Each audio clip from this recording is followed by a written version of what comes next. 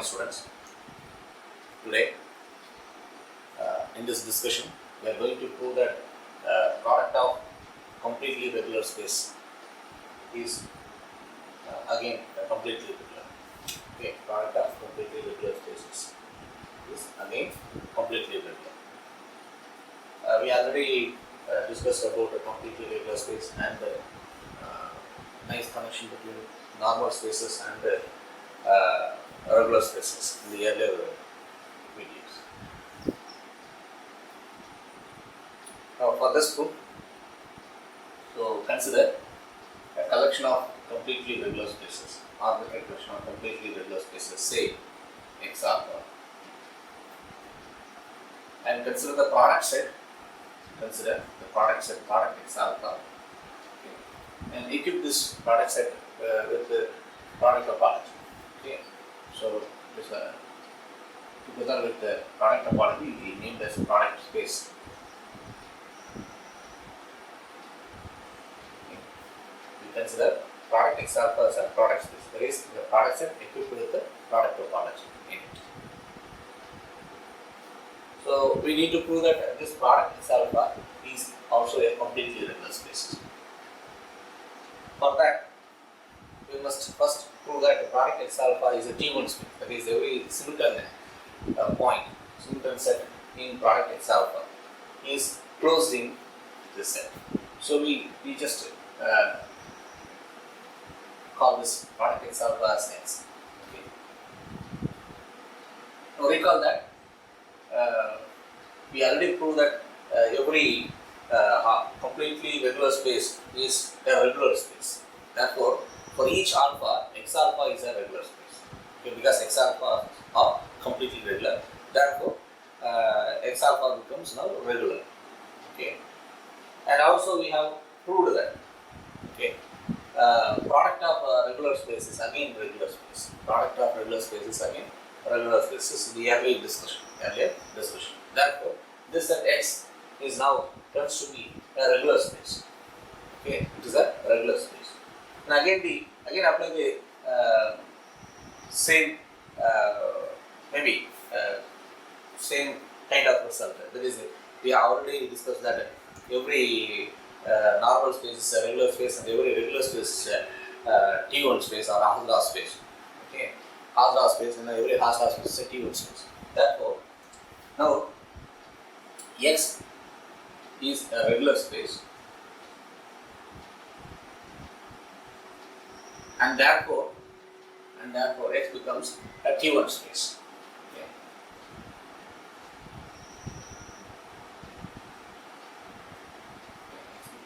T1 space. That is, every singleton set in X is closed in X. The first condition for a space to be completely regular is now true. Consider an arbitrary point, say B in X. So because X is a product set, B is alpha, B alpha, and a closed set, say A, is closed in X, such that B is not a pointer A. B is not a pointer A. Our aim is to identify a continuous map F from X to 0, 1, such that F at B is equal to 1 and F on the set A is equal to 0. This is our aim. So we need to identify a continuous map from X to 0, 1 with this property. Okay. For that we proceed as follows. Because your A is closed in X, X minus A, okay, X minus A is open in X, and B is not in A, implies that B is a point of the complement, therefore B is a point in X minus A. So here is an open set, in the product space which contains the point B. So recall the definition of the product topology. That is, it is a topology given by the basis of one product U alpha, where U alpha equals X alpha except for finitely many indices. So therefore, for the given operation and a point in it, there is a basis element. Say capital U is equal to product U alpha, where U alpha equals X alpha except for finitely many indices.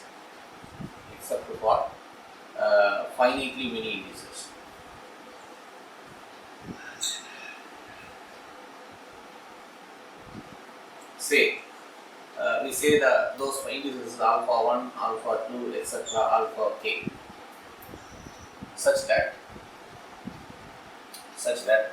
this U contains a point and contained in this x minus k. So there is a basis element, there is a basic open set, contains the point and contained in the given open set. Okay. So what is the information from this fact? B is in U. That means except these indices alpha 1, alpha 2, alpha k, where all the U alphas are X alpha. Okay. For those indices, that is alpha 1, alpha 2, alpha k, the respective B alpha i's are members of U alpha I. B alpha i's are members of U alpha. There is I equal to 1 to k. So each U alpha I is open and contains the point B alpha I. Now consider, so each U alpha is actually opening the respective space capital X alpha I. Okay. So consider X alpha I minus U alpha I. So these sets for I equal to 1 to k are closed in the respective X alpha I. So it is closed in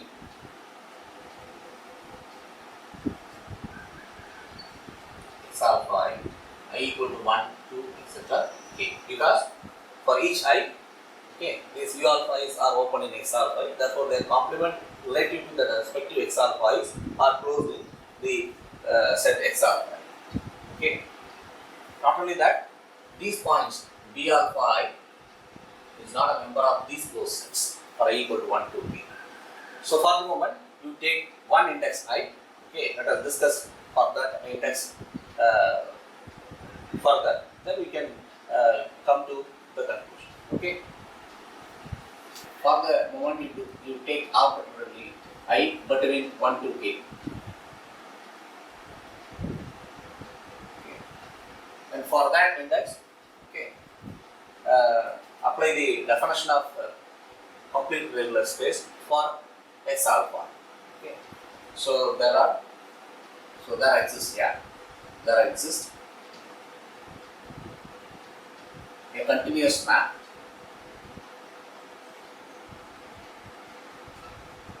say Fi from X alpha I to 0, 1 such that Fi of B alpha I equals 1 and Fi of capital X alpha I minus U alpha I is equal to 0. That is, there is a continuous map Fi which assumes the value 1 on the point B alpha I and which assumes the value 0, simultaneous 0, okay, on the set X alpha I minus U alpha I, because these sets are closed and B alpha i's are not a point of this. Okay. Now we know that projection map, that is phi alpha I,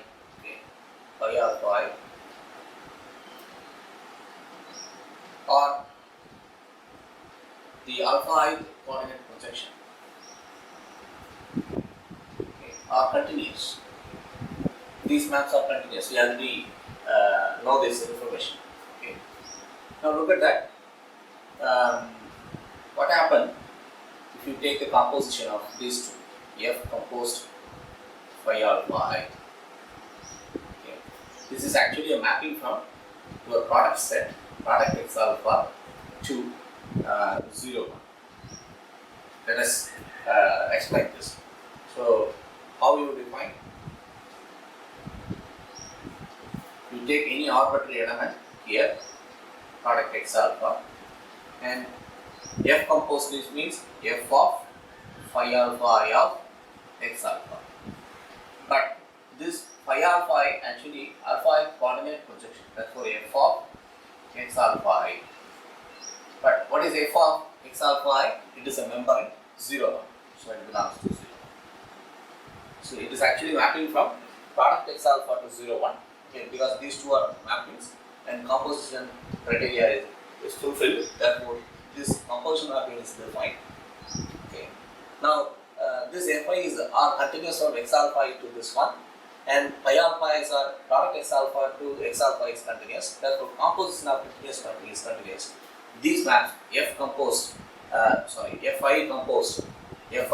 phi alpha are continuous for every I equal to 1 to k, because we have fixed arbitrary. Okay. Now you are having continuous maps Fi composed to phi alpha I. You name it as phi. Okay, phi. So summarize what we have done is for a point B and a closer to A not containing B. Okay, we are arrived at the finite number of indices I equal to 1 to k, the respective x alpha I minus u alpha I closed sets, and points B alpha I which are not in the respective x alpha I minus u alpha I closed sets. Therefore, you can have these continuous functions, okay, with this property. Okay. By using the projection map, okay, a continuous map, okay, you have phi I as continuous map from product set to 0. Okay. Therefore, you can define a new function, okay, f, namely f from x to 0 1, okay, as the product of these maps. Okay, f of x, define this by f of any element, say x, your x alpha, okay, is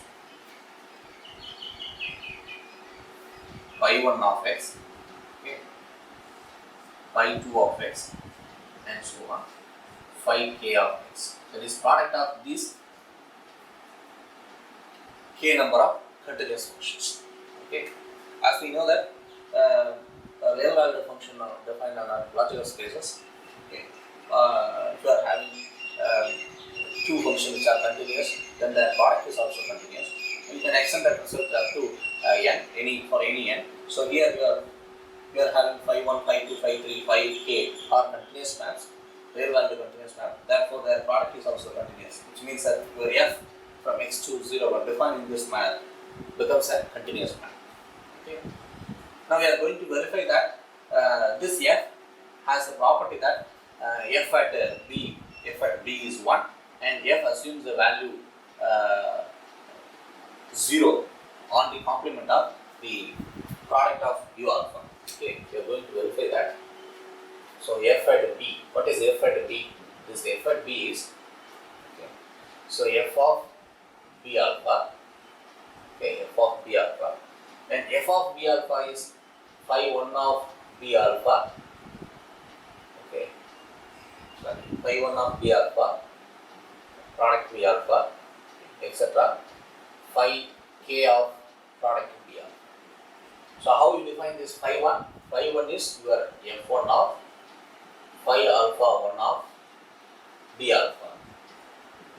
And phi k is fk of capital phi alpha k of b alpha. So this means f1 of phi alpha 1 of b alpha means b alpha 1. That is alpha 1 projection. Okay. This is fk of b alpha k. So this is alpha k projection. Okay. Therefore, we are getting b alpha k as answer for this. So what is f1 of b alpha 1? f1 of b alpha 1 is 1, and f2 of b alpha 2 is 1, etc. fk of b alpha is 1. Therefore, you are getting f at b as value as 1. Okay. So f is a continuous map, and whose value at b is 1. Now we claim that f vanishes outside the set U, that is product U alpha. Okay, F vanishes outside the set product U alpha. Okay. That is, if you take a point x not in U, okay, then we are going to put that f of x is equal to 0. F of x equal to 0. Okay. Now take arbitrary point x not in U. Okay. So x means your product x alpha. Okay, this is an element. Okay, x is an element of product set. Therefore, x is basically of what? X alpha. Okay, x alpha not in U means that. Okay, recall the definition of U alpha we have obtained.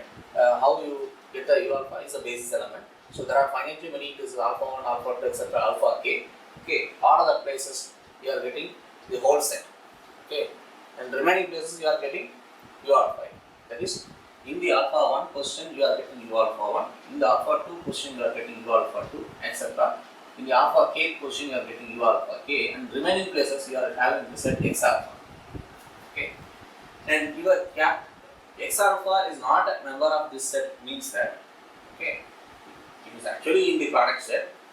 Therefore, for each alpha, x alpha is a member of capital X alpha. So it is not in this U means that, okay, for some I, okay, for some I, okay, the respective x alpha coordinates maybe is not a member of U alpha 1, U alpha 1, or it is not a U alpha 2, or it is not in U alpha k. Okay, because if for every I, the respective x alpha I belongs to U alpha I means that it is in the product set. But we strongly taken that x not in U. Therefore, there is some index,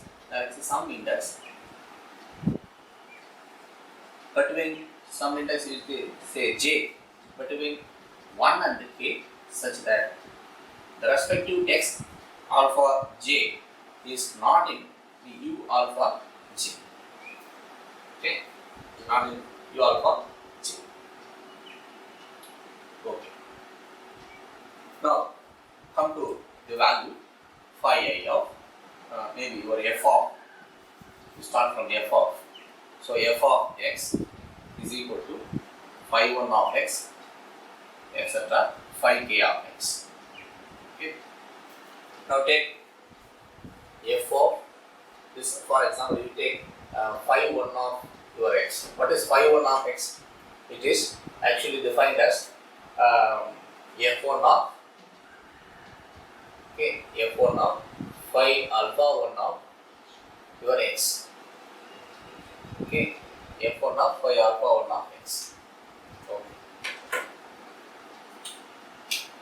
So phi alpha 1 is alpha 1 to projection. Therefore, it is f1 of x alpha 1. f1 of x alpha 1. Okay. Similarly, you have phi j of x as, okay, fj of x alpha j, and so on. Phi k of x as fk of x alpha k. Okay. Now, how this index j is arise? Okay, there is some index between 1 and k such that your x alpha is not a point of U alpha, x alpha j not a point of U alpha j. Okay, that means so this means that your x alpha j is a point of capital X alpha j minus U alpha j. Okay, x alpha j is a point of this one. Look at that, these fi's, how these fi's are obtained. So on the set x alpha I minus U alpha I, your fi vanishes. Therefore, at this point, okay, your fj of x alpha j has value 0. So this value is actually 0. This value is actually 0. So therefore, your f of x equal to phi 1 of x, etc. into phi j of x into etc. phi k of x. Okay. Look at that, we have just write that if j of x equal to 0, okay, therefore product of this element is equal to 0, which means your f of x equal to 0. That means if we prove that if x is not a point of view, then your f of x equal to 0. Then your f of x is equal to 0. That means your f vanishes outside this u. Okay. Look at that. How you get that u, that is product of the alpha, for a point b not in A. Okay. You are having the fact that B is a point of the open set. Therefore, by the definition of product topology, there is a basis element which contains the point B and contained in your H minus A, that is open set. Okay. Now, you have proved that if X is not in U, that is, if X is in U complement, your f of X is 0. That means, on this set U complement, your f vanishes. It means, at all the points of U complement, your f of X value is 0.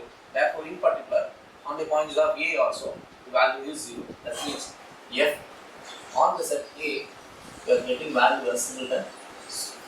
Okay, that is, you have proved that f of A is singleton 0. That is, f vanishes on the set A. And already we have shown that f of B is equal to 1.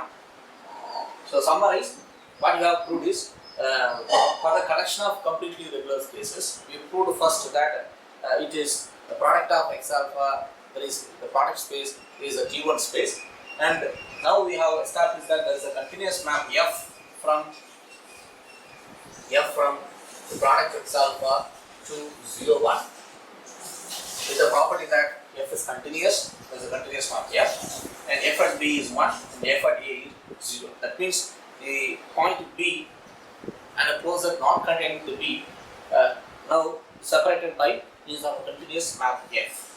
So which actually tells you that this product X alpha is a completely regular space. Okay. I hope you understand this result. Okay. Hope to get more results in the next videos.